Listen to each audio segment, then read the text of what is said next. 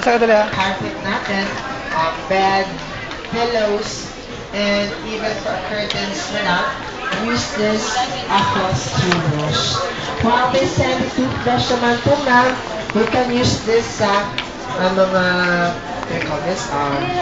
Sa mga alaga po natin sa bahay, so may mga pet po natin, like, okay, yun, pusa, aso, and even po, ayun.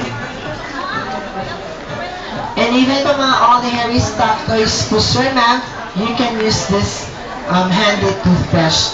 So, all this previous nozzle brush naman po, madam, eto po siya, ma'am.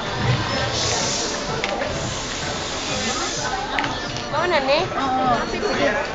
Buwan na to sa So, sa mga appliances na mga pinahay Pag-usa natin, sana din ba ining patimbangan. Ipawahi lang yan. Ito.